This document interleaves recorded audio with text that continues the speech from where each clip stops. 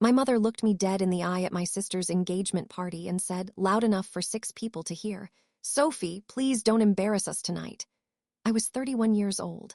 I was standing in a hotel ballroom in a dress I had saved up for 3 months to buy. I had driven 4 hours to be there. And the first words out of my mother's mouth were a warning. Not hello, not thank you for coming, a warning. What she did not know, what none of them knew, was that I had already found the letter. The one that had been hidden from me for 11 years. The one with my grandmother's signature at the bottom. The one that explained exactly why my family had spent my entire adult life making me feel small. I did not say a word that night. I smiled. I congratulated my sister. I hugged people I did not trust. And I waited, because some truths do not need to be screamed. They just need to be placed on a table at exactly the right moment. Before this story goes any further, I need you to sit with something. Think about the last time someone who was supposed to love you used your kindness as a weapon against you. Think about how long you made excuses for them. Now ask yourself this. Is there a difference between forgiveness and silence? Because Sophie had to figure that out the hard way. If you think some betrayals are beyond forgiving, stay right here.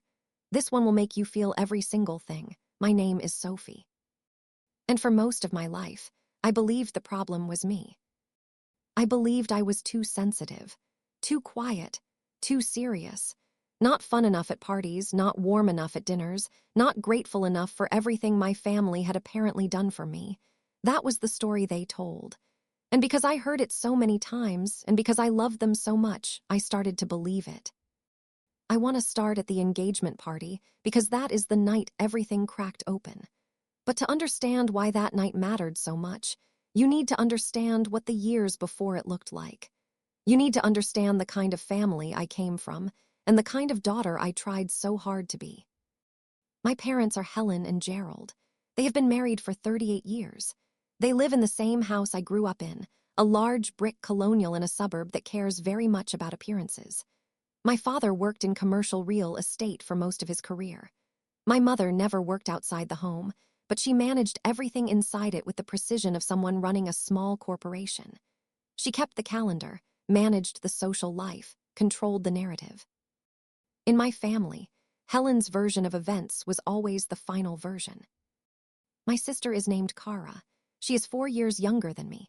She is blonde, social, and magnetic in the way that certain people simply are the kind of person rooms tilt toward. I am not saying this with bitterness. I am saying it because it is true and because it matters to the story. Kara was my parents' favorite. I knew it as a child and I knew it as an adult. The knowing was not dramatic. It was just quiet. It was in the way my mother's face changed when Kara walked into a room. It was in the way my father's voice went soft when he talked about her future. It was in 100 small differences that I had spent years convincing myself were not real. I have a degree in accounting. I work for a mid-sized firm in a city about 4 hours from my hometown. I am good at my job. I have my own apartment, my own car, my own savings account, and a small but solid life that I built entirely by myself. I say that not to brag. I say it because my family seemed to view my independence not as strength, but as a kind of inconvenient stubbornness. Like I had refused their help out of pride when the truth was, their help had never really been offered to me the way it was offered to Kara. Kara got her college tuition paid in full. Mine was covered for 2 years and then quietly stopped, with an explanation that money had gotten tight. I took out loans for the rest. I paid them off over 6 years. I never complained about it. I did not want to seem ungrateful for the 2 years I had received. Kara got a car for her 21st birthday. I got a card and dinner at a restaurant of my choosing. I chose Italian. The pasta was good. I told myself it was fine. Kara moved back home after college and lived there, rent-free, for 3 years while she figured out what she wanted to do. During that same period, I was in my small apartment eating pasta from a box and working 60-hour weeks. My mother called it Kara finding herself. She called my work schedule Sophie not knowing how to relax. These things I cataloged quietly, not in a spreadsheet, just in the way that patient people store information in the back of the mind, in the soft place that wants to understand, filed under things that probably have a reasonable explanation. I kept going home for holidays. I kept sending birthday gifts. I kept showing up. Because that is what you do when you love people. That is what I believed. Then Kara got engaged to a man named Daniel, and everything that had been quiet for 31 years started getting very loud. Daniel proposed in March. By April, my mother had already planned a formal engagement party at the Whitmore Hotel, which is the kind of place in our town where you go when you want people to know that something matters. The ballroom, the catered dinner, the centerpieces that cost more than my first month's rent. My mother threw herself into the planning with a joy that was genuine and whole, and I was glad for that. I was glad for Kara. I wanted to be there. I drove down on a Friday evening. The party was Saturday. I had already sent a gift, an engraved piece that Kara had mentioned wanting, purchased with money I had carefully set aside. I had my dress. I had my heels. I had practiced being a person who did not feel invisible in rooms where everyone else seemed to belong. I arrived at my parents' house around 7 on Friday night. My mother was in the kitchen going over the seating chart. My father was in his chair watching television. Kara was upstairs with Daniel. The house smelled like the candles my mother always burned when company was expected, even though it was just me. My mother looked up from her papers and said, "Sophie, good. You can help me fold these programs." Not hello, not I'm glad you made it, just an assignment. I sat down and I folded programs for 90 minutes. I listened to my mother talk about the centerpieces, the florist's mistake with the ribbon, the guest list adjustment she had made to accommodate Daniel's aunt. She talked about Kara's dress. She talked about the photographer. She did not ask me a single question about my life. At some point, my father wandered in, patted my shoulder once and said, "You look tired, Soph." Then he wandered back out. I finished the programs. I said goodnight. I went to the guest room, which still had a twin bed and a poster of a mountain range that had been there since I was 16.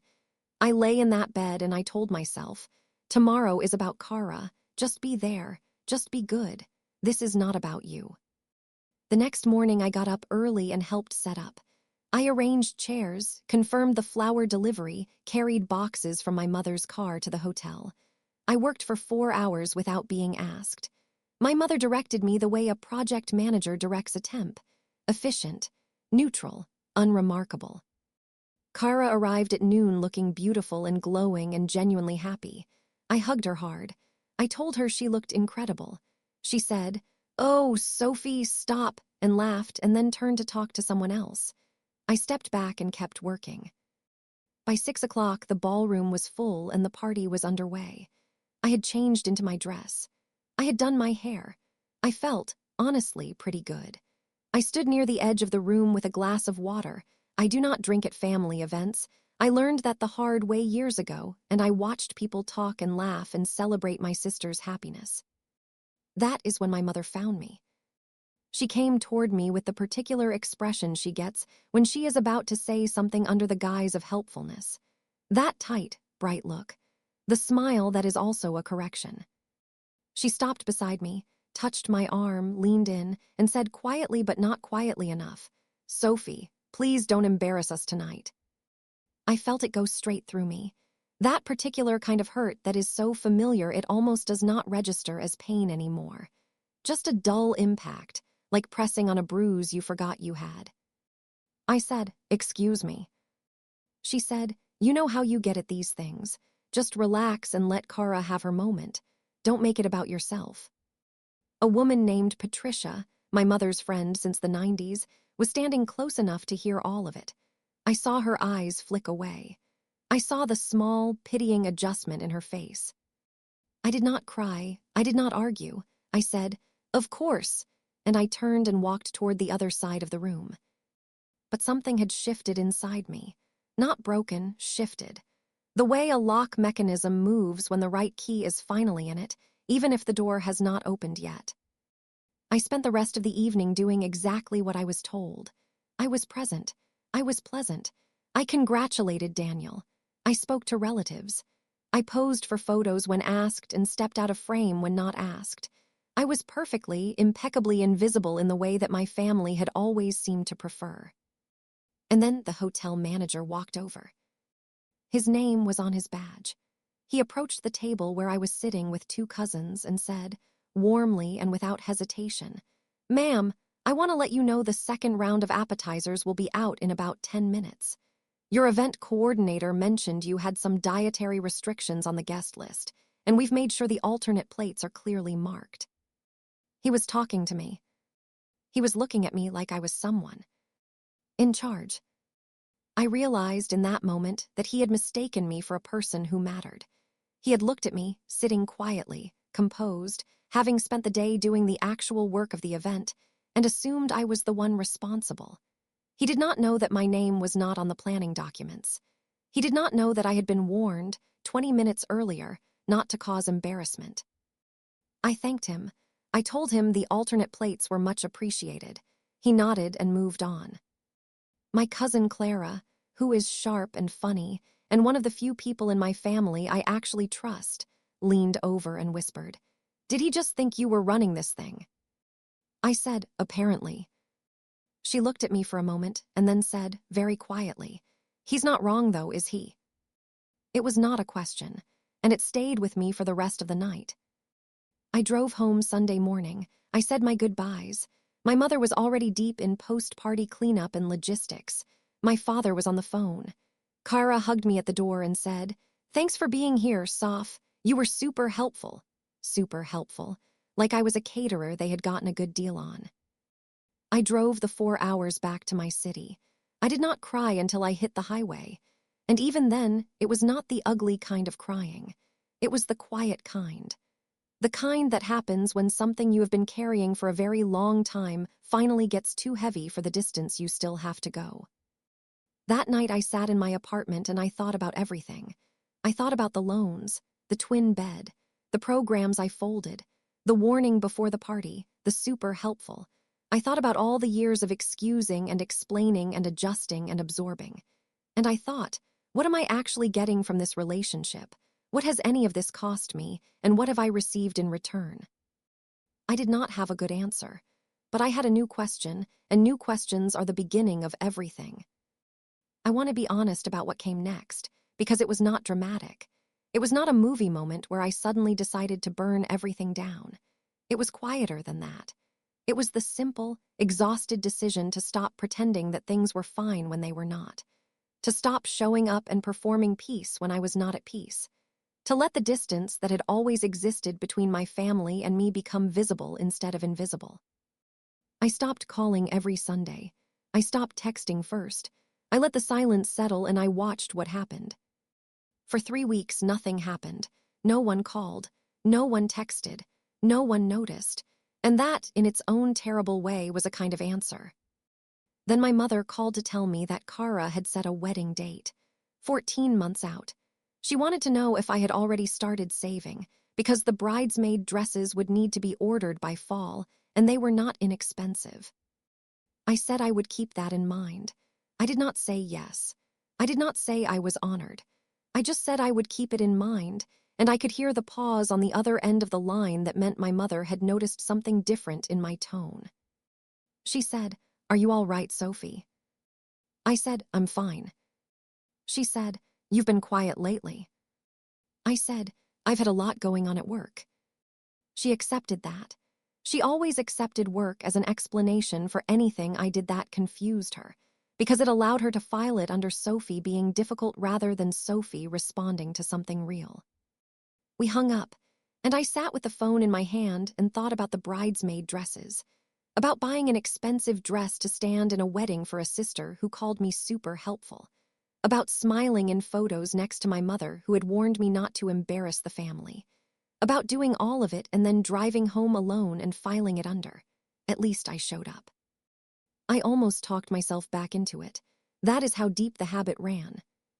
But something stopped me this time, and that something had a name. It was the letter. I need to explain the letter now, because it is the center of everything. 3 weeks after the engagement party, I went back to my parents' house to pick up some boxes I had left in storage there. Old textbooks, some childhood things I had wanted to keep but never had space for in my apartment. My mother was out for the afternoon. My father was in his office. I was in the storage room in the basement, going through boxes marked Sophie, when I found a file folder that had slipped down behind a plastic bin and gotten wedged between the wall and a shelf. The folder was not labeled. I opened it without thinking much about it. Inside was a letter from my grandmother Edith, my mother's mother. Edith had died 11 years ago when I was 20. I had been close with her. Closer, I always felt, than anyone else in the family was, though I could never fully explain why. She had a way of looking at me like I was already exactly who I was supposed to be, which is not something I had ever felt anywhere else. The letter was dated 6 months before her death. It was handwritten on the ivory stationery she always used. It was addressed to my parents, Helen and Gerald, and it was long. 3 pages, front and back, in her small, careful handwriting. I will not reproduce the whole letter here because it is hers and because some of it is private, but I will tell you what it said that mattered. My grandmother had set up a trust, not large by the standards of people who think in millions, but meaningful by the standards of the life I had actually been living. The trust was structured to pay out in 2 portions. 1 portion to Kara, 1 portion to me, equal shares. The letter was my grandmother's instruction to my parents about the trust's intentions, her wishes for how the money was to be communicated to both of us, her hopes that neither of her granddaughters would feel less loved than the other, her specific request that I, Sophie, she used my name, be told about the trust when I turned 25, because that had been the age she felt was right for a young woman to have the kind of financial stability that allowed real choices. I turned 25 6 years ago. I sat on the basement floor for a long time. My hands were shaking, not from anger, not yet, from something more fundamental than anger, from the specific shock that comes when a mystery you did not know was a mystery suddenly becomes solvable, when a pattern you could never quite explain suddenly has an explanation. The loans, the car I did not get, the way my parents had always made me feel that my independence was a burden I had chosen rather than a necessity I had navigated. The quiet, persistent sense that I was loved slightly less, that I was less considered, that I was an afterthought in my own family. It had not been in my head. There had been a reason, and the reason was sitting in my hands on 3 pages of ivory stationery with my grandmother's signature at the bottom. I put the letter back in the folder. I put the folder in my bag. I finished packing my boxes. I loaded them in my car. I said goodbye to my father, who was still in his office and barely looked up, and I drove back to my city. I did not call anyone. I did not send a message. I sat with the letter for 4 days before I did anything at all.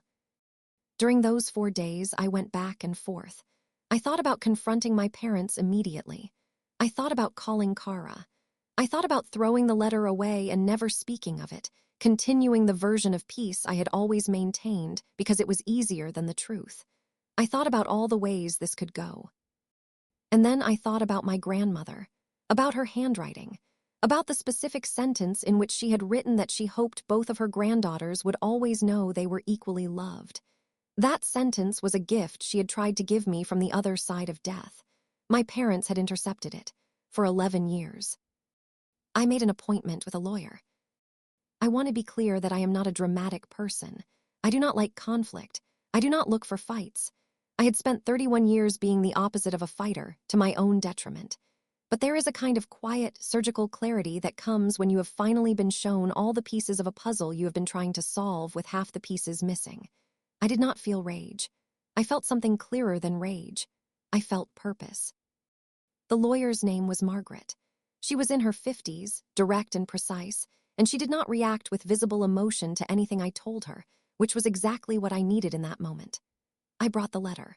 I brought what documentation I could find, old bank statements, my college loan paperwork, anything that created a timeline. I explained what I knew and what I did not know. I told her I needed to understand what my rights were and what had actually happened. Margaret spent 2 weeks doing preliminary research. At our second meeting, she confirmed several things that I had suspected. The trust existed. My grandmother had established it through a separate attorney outside the family's usual circle, perhaps intentionally, perhaps not. The trust had been structured to release funds to both beneficiaries at age 25, with a secondary release at 30 if the primary had not occurred. I was 31.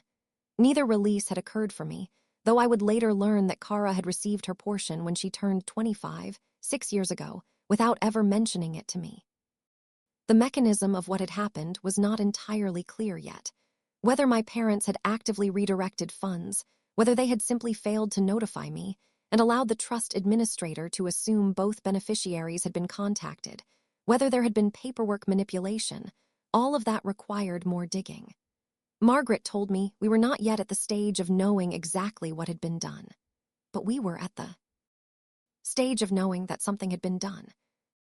I asked her what my options were. She walked me through them carefully in plain language. I listened to all of it. I asked questions. I did not cry. I took notes.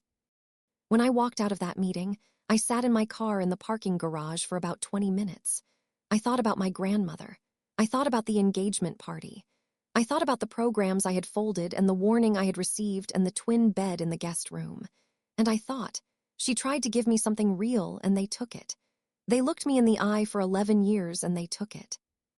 After that, I was not angry anymore. I was done. There is a difference between anger and being done.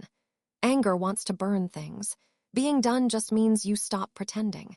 You stop making it easier for the people who have not earned easy. I did not contact my parents. I continued my normal, minimal communication pattern, occasional texts, polite responses, nothing that would signal that anything had changed. I was still Sophie, the quiet one, the predictable one, the one they did not worry about because she always eventually came back. Meanwhile, Margaret was working. She had contacted the trust administrator, a law firm in the city where my grandmother had lived. They had records, and those records, once we obtained them, told a very specific story. The trust administrator had sent notification letters to both beneficiaries when each turned 25. Kara had responded. The funds had been released. My notification letter had been sent to my parents' home address, because that had been my address on file when my grandmother established the trust, and had never been forwarded to me. My parents had received it. They had not forwarded it. They had not told me. The trust administrator, receiving no response from me, had followed a standard protocol and continued to hold my share pending contact. My share had been sitting there for 6 years, growing modestly, waiting. The total at current value was a number that made me sit very still when Margaret told me. Not life-changing in a lottery sense, but life-changing in the way that having a real down payment for a home is life-changing. In the way that having a financial cushion when you are a single woman in your 30s is life-changing. In the way that knowing your grandmother thought of you, protected you, tried to give you something real, that is a different kind of life-changing that does not have a dollar figure. I authorized Margaret to begin the formal process of claiming my inheritance. She filed the necessary paperwork with the trust administrator. The trust administrator confirmed my identity and began processing the transfer. It was procedurally unremarkable. It was also, quietly, one of the most significant moments of my adult life. And my parents did not know it was happening. 2 things happened at almost the same time that made the next chapter unavoidable. The first was that Kara called me to officially ask me to be a bridesmaid. The second was that my mother called me to tell me that she and my father were thinking about downsizing their home and moving to a smaller property, and they wanted me to come home for a family meeting to discuss it, because there were some financial things they wanted to go over as a family. I sat with both of those phone calls. I thought about them carefully. The bridesmaid call was warm and genuine. Kara was excited and happy, and she told me she wanted me there, that it would not be the same without me, that she knew things had been a little weird lately, but that she hoped we could get past that. I listened to all of it. I asked her how the planning was going. I was kind. I did not commit to anything. The family meeting call was different in tone. My mother's voice had a particular texture to it, the texture it gets when something needs to be managed. She said they just wanted everyone on the same page. She said it was nothing to worry about. She said it was just practical, which meant, in Helen language, that there was something she needed from me that she did not want to ask for directly. I agreed to come. I set a date 3 weeks out. I told Margaret. She told me to take note of everything and not to sign anything. In those 3 weeks, I also had a conversation that I had been avoiding, with Kara. I called her on a Tuesday evening, and I asked, directly and without anger, whether she remembered turning 25, whether anything significant had happened that year financially, whether our grandmother's name had come up in any way. There was a pause. Kara said, "What are you talking about, Soph?" I said, "I'm asking about Grandma Edith's trust. I know you received funds when you were 25. I'm not angry about that. I just want to understand what you knew." The silence that followed lasted long enough that I knew the answer before she spoke. She said, "Mom told me it was only for me. She saw. Grandma set it up that way because she knew you were independent and wouldn't need it. She said Grandma specifically said." She stopped. I said, "What did she say Grandma specifically said?" Another pause. I could hear Kara breathing. She said, in a smaller voice, she said Grandma thought you were too proud to accept money, that she had left you a letter instead, a letter with some personal things in it. I let that sit. Then I said, "Kara, I found the letter, the actual letter. It doesn't say any of that." The silence after that was a different kind of silence. It was the silence of a person whose world has just shifted beneath them and who is not yet sure whether they are standing on solid ground. Kara said, "Sophie." I said, "I'm not calling to hurt you. I'm calling because I think you deserve to know the truth. And because whatever happens next, I would rather it come from me than from a stranger." We stayed on the phone for another hour. By the end, Kara was crying. Not performatively, genuinely. She said she had not known. I believed her. I still believe her. Whatever my parents had done, they had managed it carefully enough that even Kara had only received the story they wanted her to have. I told her that I was handling it through legal channels and that she did not need to do anything. I told her I was not trying to take anything from her or damage her wedding or hurt our family more than it had already hurt itself. I told her I just needed her to know the truth. She said, "What are you going to do at the family meeting?" I said, "I'm going to listen." She said, "And then?" I said, "And then I'm going to stop pretending." The family meeting was on a Sunday. I arrived at noon. My parents were at the kitchen table with papers spread out in front of them. Coffee was made. My mother had baked something. The domesticity of it, the careful, pleasant staging of a difficult conversation, was so precisely her style that I almost felt a complicated affection for its consistency. We sat down. My father cleared his throat and began talking about the house, about equity and market value and the costs of maintaining a property at their age, about the neighborhood and timing and a smaller place they had looked at on the other side of town. I listened carefully and said very little. Then my mother said, "We were hoping, Sophie, that if we did sell, you might be willing to help us cover a short-term gap. Not much. Just a bridge loan, really, until the new place closed. You've always been so responsible with money, and we know you don't have the same kind of expenses as—" She stopped herself. As Kara.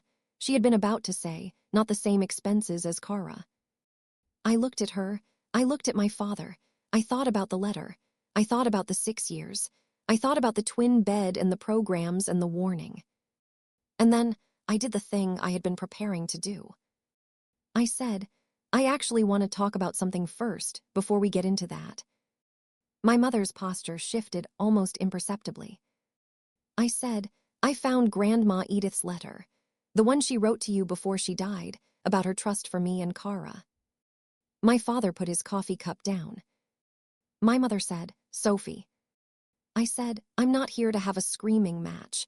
I want you to know that I have already been in contact with the trust administrator, and I have an attorney, and the process of claiming what Grandma left for me is already underway. I'm telling you this because you are my parents, and I thought you deserved to hear it from me directly."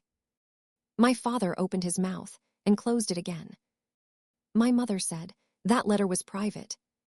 I said, "It was addressed to you. What it described was mine." She said, "You don't understand the full context." I said, "I understand enough. Grandma wanted me to have financial support at 25. I'm 31. I've been paying off student loans that I wouldn't have needed. I've been living without a safety net that she specifically created for me. I've also spent 11 years being made to feel like I was less important, less considered, less loved, when the truth is that someone who loved me very much tried to make things equal, and that was intercepted. My mother's face was doing several things at once. The color, the tightening, the search for a reframe. My father said, "Sophie, we thought we were protecting you." I said, "From what?" He did not have an answer. I said, "I'm not asking you to apologize right now. I'm not demanding anything from this conversation. I'm telling you where things stand. My attorney is handling the trust. That is moving forward regardless. What I need you to understand is that I can't keep showing up and pretending that this didn't happen. I love you both, but I'm done pretending." My mother said, "This is going to destroy this family." I said, "The family was already hurting. I was just the only one who kept quiet about it." The silence in that kitchen was the longest silence I had ever sat through in my life, and I sat through all of it. I did not fill it. I did not soften it. I had spent 31 years filling silences that were not mine to fill. My mother was the one who eventually spoke. She said, in a voice that was smaller than I had ever heard from her, "We thought you didn't need it. You were always so capable." I said, "Being capable shouldn't cost a person what it cost me." I stood up. I picked up my bag. I said, "I love you. I hope we can figure out how to go forward from here. But I'm not able to help with the bridge loan. You'll need to look at other options for that." And I walked out. I drove 2 blocks, and then I pulled over because my hands would not stop shaking. Not from fear or anger. From the physical release of something that had been held tightly for a very long time. I sat there for about 10 minutes, breathing, watching people walk their dogs past my window, feeling the strange, enormous lightness of having finally said a true thing in a room where true things had always been dangerous. Then I drove home. The weeks that followed were not peaceful exactly, but they were clarifying. My mother sent 3 emails over the next 10 days. The first was defensive, a version of events in which they had truly believed they were acting in my best interest, in which my grandmother's intentions had been misread, in which everything had been a misunderstanding. I read it carefully and did not respond. The second was emotional. It described how much they loved me, how proud they were of me, how painful it was to think that I believed they had deliberately hurt me. It invoked my grandmother. It used the phrase, "We always wanted the best for you," several times. I read it carefully and did not respond. The third was different, shorter. It said, "Sophie, we made a serious mistake. We have talked about this between ourselves for many days. We are sorry. We would like to speak with you when you are ready." I read that one 3 times. I did not respond immediately. I showed it to Margaret. I sat with it for a week. I thought about what I actually wanted, not what I was supposed to want, not what would make things easier, not what would preserve appearances. What I actually wanted. What I wanted was not revenge. I want to be clear about that. I had never wanted to punish them. I had wanted to be seen. I had wanted the truth to exist openly. I had wanted the years of small diminishments to have been acknowledged, even imperfectly. I wanted to stop being the Sophie who was always fine, always capable, always the one who could be adjusted around. I responded to the 3rd email. I said I was willing to speak, but that I needed a few more weeks. I said the legal process was ongoing, and I preferred not to discuss it until it was complete. I said I appreciated that they had written what they wrote. That was not forgiveness. It was not war either. It was something in between, a door held slightly open, by a woman who was no longer willing to throw the door all the way open just to make other people comfortable. The trust transfer completed 6 weeks later. Margaret called me on a Thursday afternoon and told me the funds had been received and were sitting in the account we had established.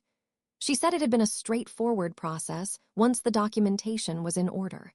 She said, in her dry, precise way, that my grandmother had done a good job structuring it.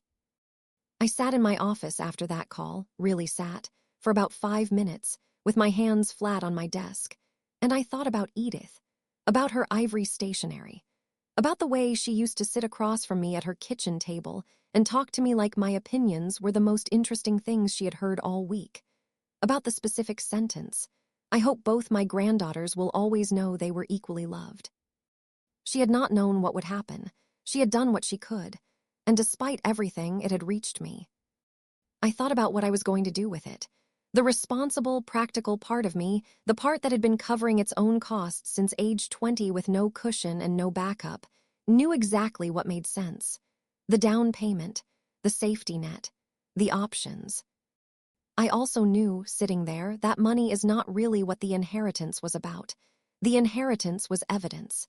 It was my grandmother reaching forward through time and saying, "You were thought of. You were considered. Someone saw you clearly and tried to make things right." That is not nothing. That is, in fact, almost everything. I had one more conversation with Kara before the wedding planning moved into its final stage. I told her I was still deciding about the bridesmaid role. I told her honestly that I needed to figure out what kind of relationship I could sustainably have with our family going forward, and that I was not going to make commitments I could not keep. She was quiet for a moment, and then she said something that surprised me. She said, "I used some of my inheritance to pay for my apartment the year I moved out, and I used some more for the engagement ring because Daniel and well, Mom suggested we go with a bigger stone and I let her talk me into it. I didn't know the money was supposed to be split. I really didn't. But I've been thinking about it a lot since you called me. And I want you to know, whatever that's worth coming from me, that I think what happened to you was wrong. Mom was wrong. And I'm sorry, I got to have something you didn't." I was quiet for a moment. Then I said, "Thank you for saying that." She said, "Are you going to come to my wedding?" I said, "I'm going to come to your wedding. I don't know yet if I'll be standing up front, but I'll be there." She said, "Okay." And then after a pause, she said, "That's actually enough." It was enough. For now, it was enough. My parents and I have had 2 phone calls since the email exchange. Both were careful and short. My mother has not once returned to the version of events in which they were protecting me. Whatever story she had been telling herself, the letter and the legal process and my refusal to absorb the reframe had made it difficult to maintain. My father, in his quieter way, said during our second call, "Sophie, I am ashamed of what we did. I want you to know that." It was 4 sentences. It was more than he had ever said. I told him I heard him. I did not tell him it fixed everything because it does not, but I did not close the door either. The hotel manager at the Whitmore, that man who walked over to me and called me ma'am, will never know what that moment meant. He just saw someone who had done the work, who carried herself with quiet composure, who seemed to be the person responsible for making things run. He gave me the dignity of that assumption without knowing that my own family had spent the day signaling the opposite. I have thought about that moment more times than I can count, not because of what it proved to anyone else, because of what it confirmed for me. I had always known the work I did. I had always known my own capability. I had spent 31 years in a family that needed me to not know those things, or at least to not act like I knew them, in order for a certain version of events to remain comfortable. I was done being comfortable in that particular way. Here is where I am now. I have a new apartment. I used part of the inheritance as a down payment on a place I actually own. It has 2 bedrooms and a small balcony that looks out over a park. I put my grandmother's photo on a shelf in the living room, not in a shrine kind of way, just because I wanted her in the room. I have a relationship with Kara that is more honest now than it has ever been. It is not seamless. There are things between us that will take time, but there is less performance in it, and that makes what remains feel more real. I have a relationship with my parents that is real in a way it was never real before. Smaller, more honest, without the old architecture of pretending and absorbing and adjusting. It is not warm the way I once wanted it to be, but it is more true than it was, and I have decided that truth is the better deal. I am going to Kara's wedding. I am going as a guest, not a bridesmaid. My mother was not happy about that. I said I understood, and I did not change my decision. And I am not sorry. Not for finding the letter, not for talking to the lawyer, not for sitting in that kitchen and saying the true thing, not for the bridge loan I did not give, not for the distance I maintained while I figured out who I was outside of the role my family had written for me. I am not sorry for any of it. Because here is what I know now that I did not know 2 years ago. Patience is not the same as permission. Being quiet is not the same as being okay with something. Loving people does not mean you have to absorb everything they do to you in silence forever. And the moment you stop absorbing it, the moment you stand up and let the truth be visible, the people who needed you to stay quiet will tell you that you are causing a problem. You are not causing the problem. You are ending the silence that allowed the problem to continue. My grandmother knew who I was. She tried to tell me. She tried to give me something real so that I would always have a foundation to stand on. It took 11 years and one accidental discovery in a basement for that gift to reach me, but it reached me. I stood up. I stopped pretending. I took what was mine, not just the money, but the clarity, the truth, the right to be seen as a full person rather than a useful afterthought. And the people who had counted on me staying small. They are learning, slowly and uncomfortably, what it means to know someone who no longer needs their approval to believe in herself. That is not revenge. That is just what happens when a woman finally knows her own worth and stops negotiating it down for comfort of people who should have known it all along. Sophie did not flip a table. She did not send a furious message. She did not give anyone a speech designed to wound. She found the truth, she got quiet with it, and then she placed it exactly where it needed to be. And that calm, deliberate decision changed everything. If you have ever been the one who kept showing up, kept giving, kept forgiving, the one your family called capable as a way of excusing themselves from actually caring for you, leave a comment below and tell me. How long did it take before you stopped making it easy for them? And if you are still in it, still quiet, still absorbing, this channel is for you. Hit subscribe. You need to hear more of these stories. And so do the people who are exactly where Sophie was 2 years ago.